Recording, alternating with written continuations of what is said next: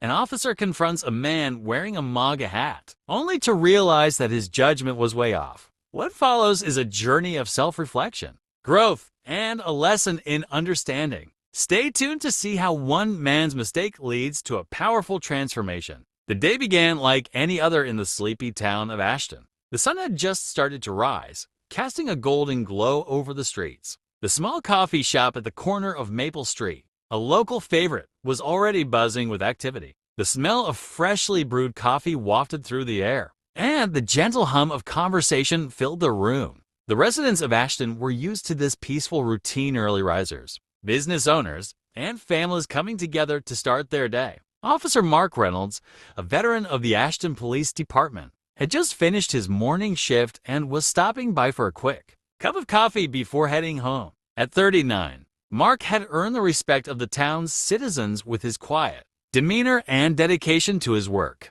He was a man of principle, always putting the community's needs before his own. He believed in justice and in the importance of standing up for what was right.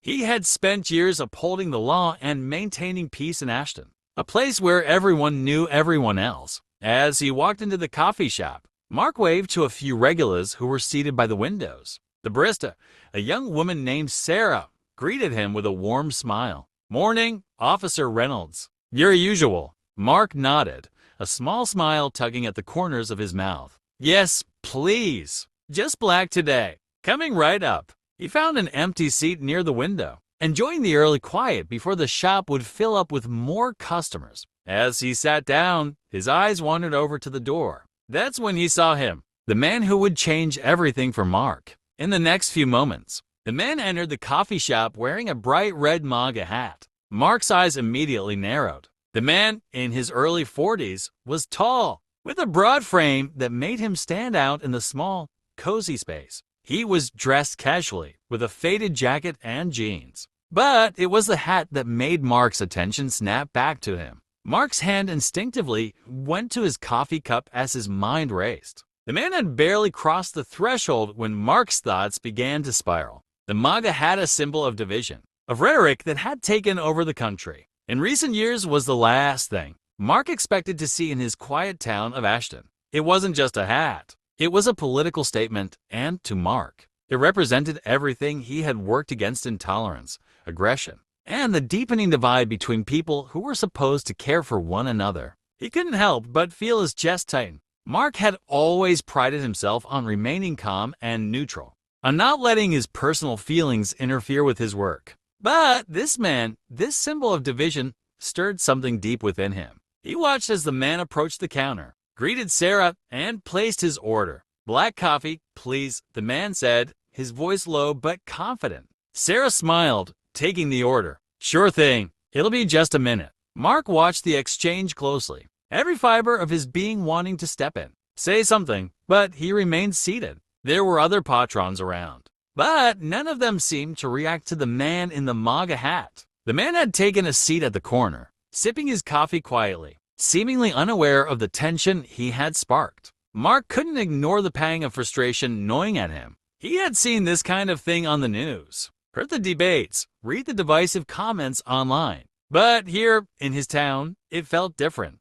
The man wasn't just some stranger wearing a political hat. He was an outsider, an embodiment of everything that was wrong in Mark's eyes. The small town of Ashton had never been a place for political clashes. People here knew each other by name. They worked together, helped each other, and were united in their efforts to keep the town running smoothly. The MAGA hat was a symbol of something alien, something disruptive, and Mark didn't know how to respond. He had spent his career solving problems, de-escalating situations, and ensuring people were treated fairly. But he felt like he was facing something he couldn't understand. Mark's thoughts were interrupted as he noticed the man glance around the coffee shop. Their eyes met briefly, and Mark felt a surge of discomfort. The man didn't look confrontational. He wasn't yelling, protesting, or causing a scene. He simply sat there, sipping his coffee, as if his presence was perfectly normal. But to Mark, it wasn't normal. It felt out of place.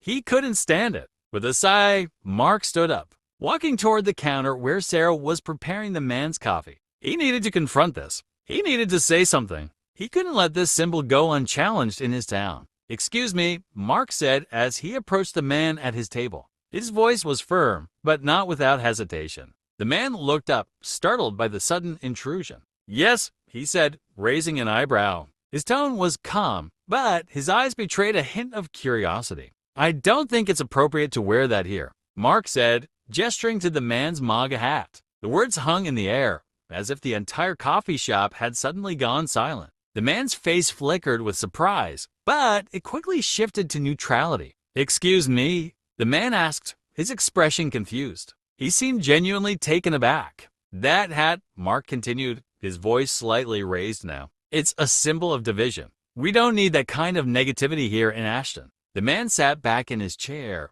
taking a slow sip of his coffee before responding. "I'm just here for coffee," he said simply. "I don't think the hat should matter." Mark shook his head. "It does matter. It represents a lot of things that hurt people in this town." The man's expression softened, but he didn't react angrily. He didn't even argue. He simply nodded and said, "I'm not here to fight with anyone. I'm just here for a peaceful moment, a cup of coffee. I don't see why the hat should bother you." There was a brief silence between them as Mark stood there, feeling the weight of his words. For a moment, he didn't know what to say. The man wasn't challenging him. He wasn't angry or aggressive. He wasn't even defensive. "I just think it's better if you leave," Mark said, his voice tight with frustration. "I'm not going to stand for this." The man looked up at Mark, his expression still calm. "All right, I'll go." He stood up and placed some cash on the counter. "But just so you know, I'm not your enemy.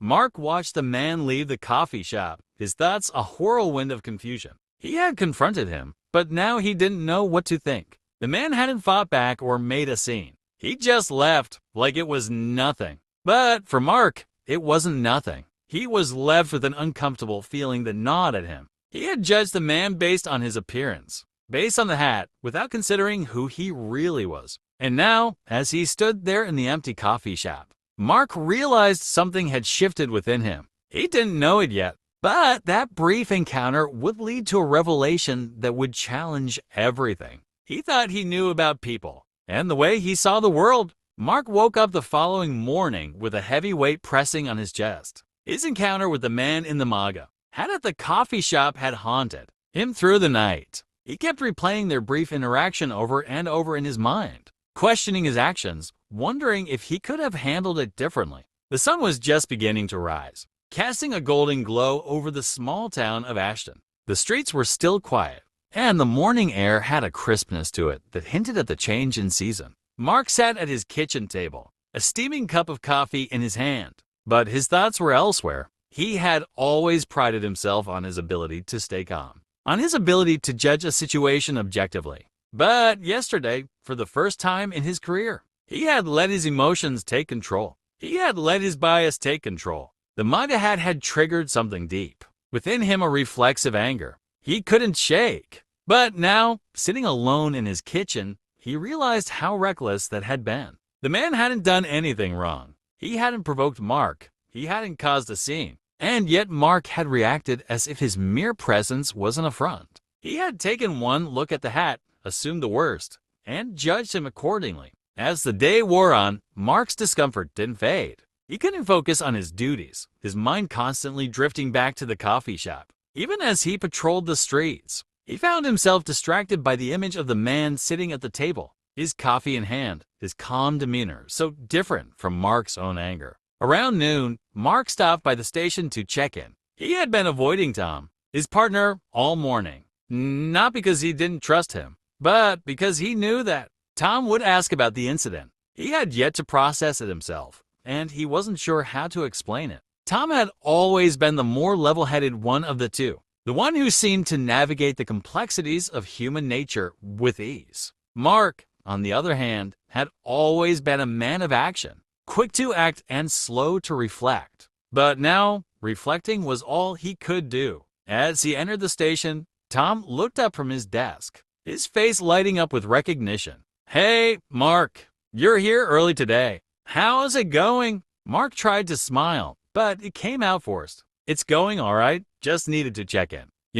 Make sure everything's on track." Tom raised an eyebrow, his gaze narrowing slightly. He could tell something was off. You sure about that? You don't look so sure. Mark sighed, rubbing his face with his hands. I messed up, Tom. Tom didn't push further. Instead, he nodded, recognizing that Mark needed time to open up. What happened? Mark paced in front of Tom's desk, his thoughts tumbling over each other. I confronted a guy yesterday, a customer. He was wearing a MAGA hat. Tom's eyes flicked to Mark, his expression unreadable. He leaned back in his chair, waiting for Mark to continue. I couldn't stand it. The moment I saw him walk in with that hat, I got angry. I couldn't help myself. I went up to him, told him it wasn't appropriate to wear that here, that he shouldn't be bringing that kind of division to this town. Tom was silent for a long moment. Mark could feel the weight of Tom's gaze on him, but he couldn't bring himself to look up. He knew he had acted rashly, and the shame was suffocating. Finally, Tom spoke, his voice calm and even. And what happened? Mark exhaled sharply, trying to collect his thoughts. He didn't react the way I thought he would. He didn't argue, didn't fight back. He just quietly ordered his coffee and left. It felt like I made a fool of myself. Why do you think that? Tom asked, his tone steady but probing. I don't know, Mark replied, his voice tight. I guess I thought I had to say something. I thought I had to stand up against something I felt was wrong. But now I'm questioning everything. He didn't react the way I expected. He didn't fight me. And now I feel like I overreacted. Tom leaned forward, his elbows resting on the desk. You did what you thought was right in the moment. But sometimes, when we act out of instinct, we don't see the full picture. Mark looked up at Tom, his gaze searching. What do you mean by that? Tom paused, choosing his words carefully. What I mean is, maybe you didn't give the guy a chance to explain himself.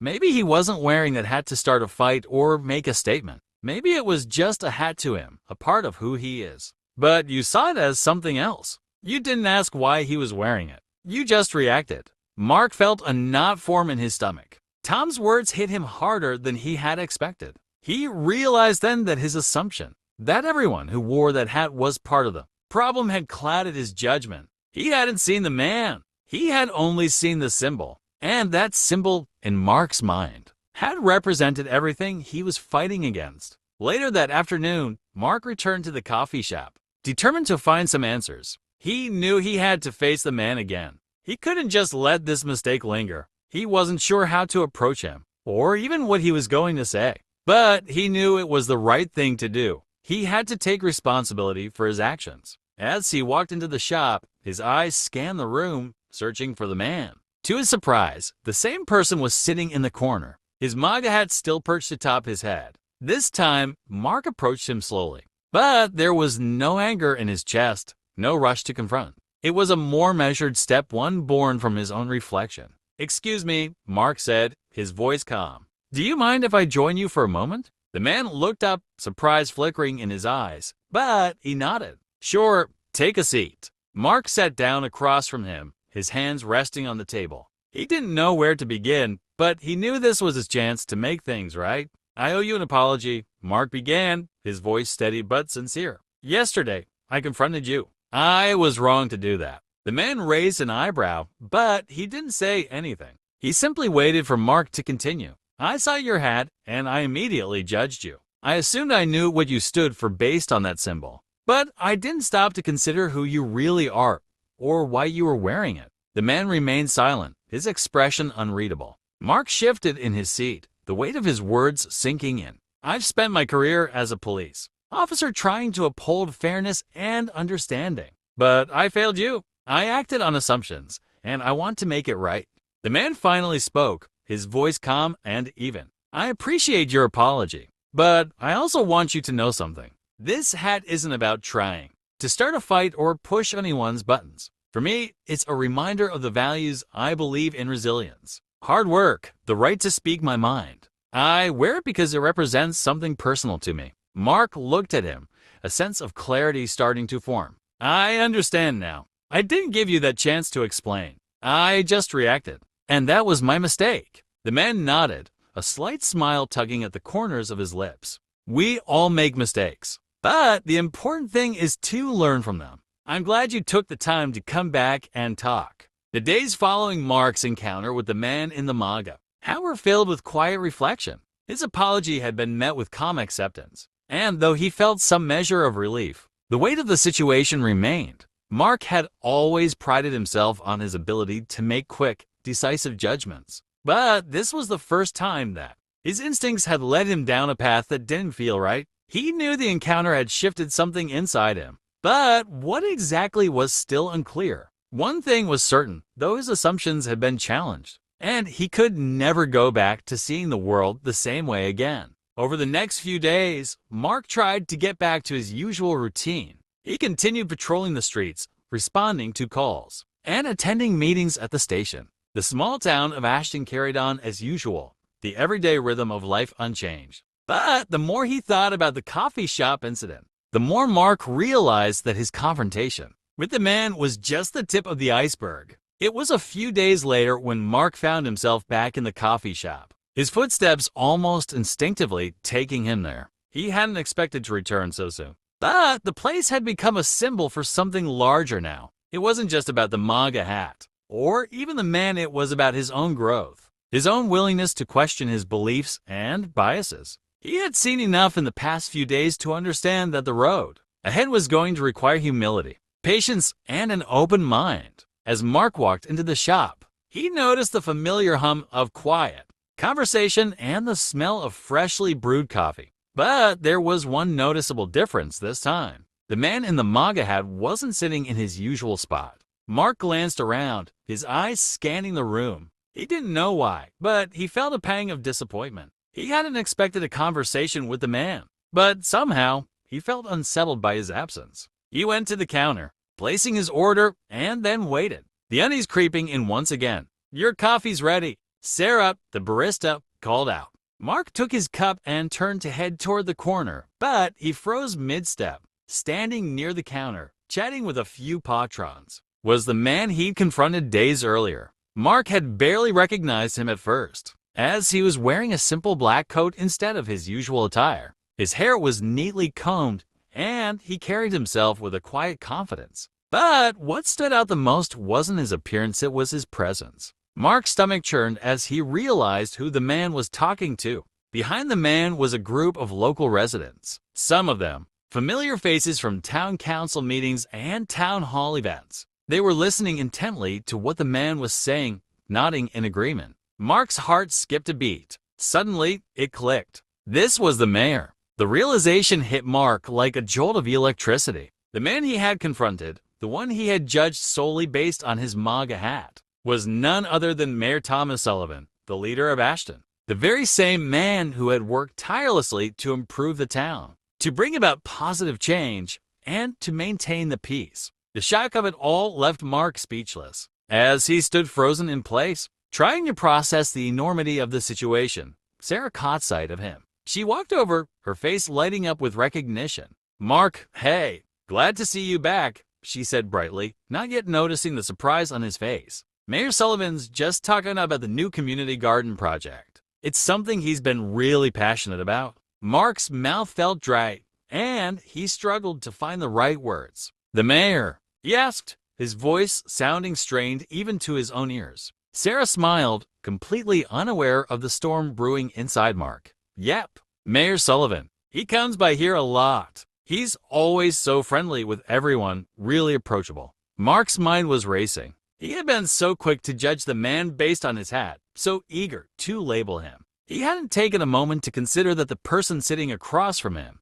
was not just a customer in a coffee shop, but the mayor of the town, a man who had spent years serving the very community he had nearly alienated. Mark turned back toward the mayor and the group he was speaking with. He watched him for a moment, noting the way he was engaged with the people around him, calm, thoughtful, and genuinely interested in their concerns. There was no sign of the arrogance or antagonism Mark had expected. In fact, the mayor seemed completely at ease, speaking with passion about a new community initiative aimed at revitalizing an underused park in town. Feeling a sudden pang of guilt, Mark took a deep breath and walked over to the table. As he approached, the group fell silent, and the mayor looked up, his face breaking into a friendly smile. "Officer Reynolds," Mayor Sullivan said, his voice warm and welcoming. "It's good to see you. I hope I haven't been monopolizing the conversation." Mark's heart raced, but he stood tall, trying to maintain his composure. Actually, sir, he began, his voice steady but filled with sincerity. I owe you an apology. The other day, at the coffee shop, I confronted you, and I was wrong. I made assumptions about you based on your hat, and I judged you without really knowing who you are. The mayor raised an eyebrow, clearly taken aback, but his expression remained calm. I appreciate you saying that, he said, his voice soft. I understand where you were coming from. It's hard to separate the symbolism of something, like a MAGA hat, from the person wearing it. But I think it's important to remember that everyone has a story, a perspective. That hat represents something personal to me. It's not meant to be provocative, but I understand why it might be off-putting. Mark nodded, his chest tightening as he absorbed the mayor's words. I didn't give you a chance to explain. I reacted impulsively, and I should have known better. I've spent so much time fighting against division that I missed the opportunity to truly listen to you. The mayor smiled gently, offering Mark a reassuring nod. I think we all have those moments, especially when something feels so personal. But the key is learning from them. We're all human, and the more we try to understand each other, the better we can move forward. Mark felt a weight lift off his shoulders. He had come to apologize, but he found something much more valuable in that moment. It wasn't just about admitting his mistake. It was about recognizing the humanity of the person in front of him, seeing beyond the surface to understand who they really were. Over the next few minutes, Mark and Mayor Sullivan spoke more openly, the initial awkwardness of the conversation giving way to genuine understanding. Mark listened intently as the mayor explained his vision for the town. Vision that included bridging divides, fostering communication, and creating spaces where people of all backgrounds could come together. Mark was struck by the mayor's sincerity, the passion with which he spoke about the community, and the work he had done quietly behind the scenes to bring people together. I don't wear that hat to stir up trouble, the mayor said. I wear it because of my brother. He was a big believer in standing firm for what you believe in, even if it wasn't popular. That's something I've carried with me. Mark looked at him, his heart heavy with the realization that he had misjudged not only the mayor's intentions, but the significance of the hat. I didn't know that. I'm sorry for making you feel like you had to justify your choice of clothing. The mayor nodded. There's no need to apologize. We all have our biases. The important thing is learning to confront them and being open to change. The hours after Mark's conversation with Mayor Sullivan had left him in a state of deep reflection. He had gone home that night, sat down with Laura, and tried to put into words the turmoil he was feeling. He had made a mistake, a big one, and now he had to figure out how to fix it. He had judged someone based on their outward appearance, a hat, a symbol that had triggered something within him, a sense of urgency to fight against something he saw as destructive. But that urgency had blinded him. He had failed to see the person behind the hat. As Mark sat in his kitchen the next morning, nursing his coffee, the weight of the previous day settled in. The town, the people, the work he did, it all seemed to be built on an understanding that Mark, at that moment, realized he had never fully embraced. He had always been quick to make decisions, quick to act, and those instincts had served him well in his career. But in this case, his instinct had failed him. The truth was that Mark had never questioned his biases, not until now. He had always assumed that his beliefs were right,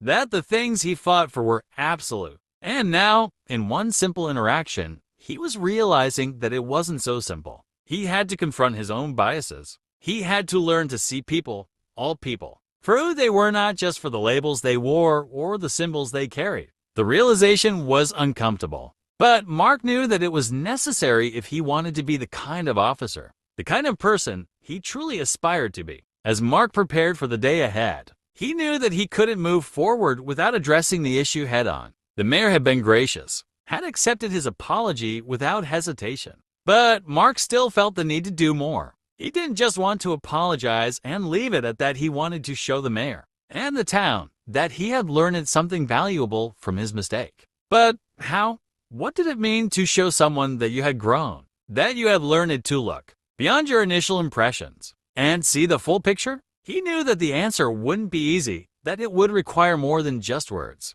It would take action that showed he was willing to change. Mark's mind wandered back to his earlier conversations with Tom. Tom had been right. He had to take responsibility for his actions. It wasn't enough to simply apologize. He had to demonstrate that he was capable of seeing things differently. This wasn't just about the mayor. It was about everyone he interacted with, from the residents of Ashton to his fellow officers. If he wanted to be the officer he was supposed to be, the one the community trusted, then he had to act with a more open heart and an open mind. It would take time, but it was a start. Later that afternoon, Mark found himself walking through Ashton's town center.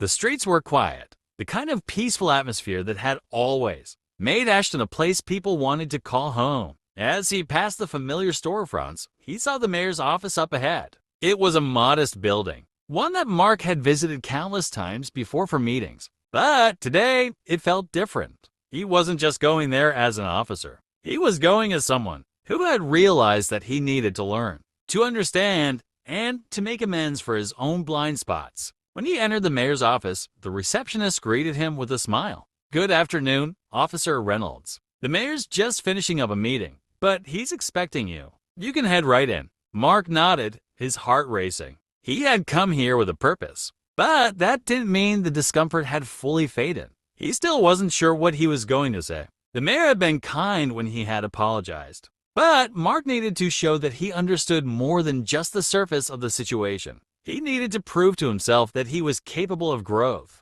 As he knocked on the mayor's door and stepped in, Mayor Sullivan looked up, a smile spreading across his face as he motioned for Mark to sit. "Mark, it's good to see you again. What can I do for you today?" the mayor asked, his tone warm and welcoming. Despite their previous tense encounter, Mark hesitated, taking a moment to collect his thoughts. He had already apologized, but this wasn't just about saying the right things anymore. He had to show that he was ready to make real changes, both as an officer and as a person. "I wanted to thank you again for your understanding the other day," Mark began. "And I wanted to apologize one more time for how I acted. I've been doing a lot of thinking since then, and I realized something. I've been blind to a lot of things. I've been so focused on my own perspective, on the things that matter to me, that I've forgotten how important it is to understand other people's stories." The mayor sat back in his chair, nodding thoughtfully. "I'm glad to hear that. Mark, I think we can all relate to that feeling at some point. We're all quick to assume we know where someone stands, especially when it's something as charged as politics. But the real challenge is recognizing that every person has their own reasons, their own experiences." Mark nodded in agreement. "I've spent my career trying to keep peace, trying to protect my community. But in doing that, I've sometimes been blind to the fact that the people I'm serving, the people I'm trying to protect, aren't always the same as me. I didn't take the time to understand you, to hear your side of things. I saw that hat and I assumed the worst, without even giving you a chance to explain." The mayor's expression softened. "I understand where you're coming from. Mark, it's a tough world out there, and sometimes we just want to fight for what we believe in. But that doesn't mean we should fight with each other. We need to find common ground, even when it's difficult." Mark was silent for a moment, absorbing the mayor's words. "I've been trying to figure out how to do that, how to listen better, how to make sure I don't make those mistakes again." The mayor leaned forward slightly, his gaze steady. "You've already taken the first step by recognizing that you need to listen more. That's where it all begins. People aren't going to change overnight, but if you're open to learning from them, you'll start to see things differently." Mark left the mayor's office later that day feeling lighter, but also more aware of the challenges ahead. He had taken responsibility for his actions, and now it was time to take the next step, putting his learning into action. As he walked through the town, he saw faces he recognized, friends, neighbors, and even people he had worked with before. He made a conscious effort to stop and talk to a few of them, just to listen. It wasn't easy. He had always been someone who preferred to keep his distance from the personal issues of others. But today, he felt differently. Every conversation, no matter how brief, helped him to understand the world a little bit more clearly. That evening, Mark sat down with Laura again, ready to talk about what he had learned. "I've been thinking about everything," he said as they sat at the kitchen table, "and I think I'm ready to make a change. I'm not perfect, and I'm going to make mistakes, but I want to be better. I want to be the kind of officer who can understand everyone, not just the people I agree with, but everyone." Laura smiled at him, a sense of pride shining in her eyes. "I'm proud of you, Mark. It's not easy to admit when we're wrong, but you're taking the right steps." Mark nodded, feeling a sense of peace he hadn't felt in a long time. "I've got a lot of work to do, but I think I'm finally on the right path." The following weeks felt like a period of reckoning. For Mark, his initial discomfort over confronting his biases had begun to transform into a focused resolve. Every day since his conversation with Mayor Sullivan, Mark had been taking steps to become a more mindful and empathetic officer. He had begun challenging his own perceptions, working to understand the full context of every situation before rushing to judgment. It was hard, often uncomfortable, but he was determined to make real change not just in his professional life, but in how he viewed the world and the people around him. Mark had started spending more time with his community, engaging with people in a way he had never done before. He had always been a figure of authority in the town, an officer who upheld the law and maintained order. But now, he was seeing his role differently. He wasn't just there to enforce rules. He was there to understand the people he served. Conversations that once seemed like obligations were now opportunities to learn. He spent his free time walking through town, talking to shop owners, listening to the stories of the elderly, and even attending local events with Laura. He wanted to listen, to really listen, to understand the diverse experiences that shaped the community he swore to protect. It wasn't easy. It wasn't comfortable. And there were times when he felt the familiar, reflexive urge to retreat to his previous mindset, but he pushed through.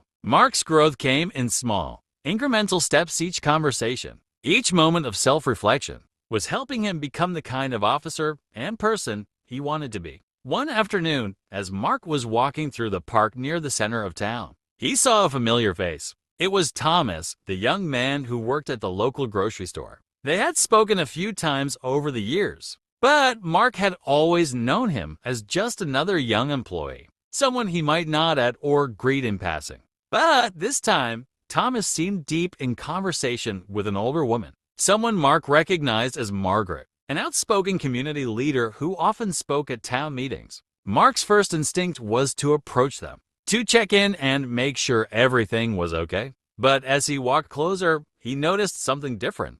Margaret was smiling, her face lit up with warmth as she listened to Thomas, who appeared to be explaining something with great enthusiasm. There was a genuine exchange happening, one that transcended the usual casual pleasantries. As Mark got closer, Thomas noticed him. "Hey, Officer Reynolds," he called out with a wave. Margaret turned and smiled as well. "Hey there, Mark," she greeted warmly. Mark felt a pang of discomfort in his chest, not because of the greeting, but because of the realization that he hadn't truly paid attention to the connection that had been happening right in front of him. "Margaret, Thomas," Mark said, giving them both a friendly nod. "What are you two discussing?" Thomas chuckled. "I was just telling Margaret about this new community project we're working on over at the store. It's about promoting small businesses in town, offering discounts and support for local artisans." "That sounds amazing," Mark said, his interest piqued.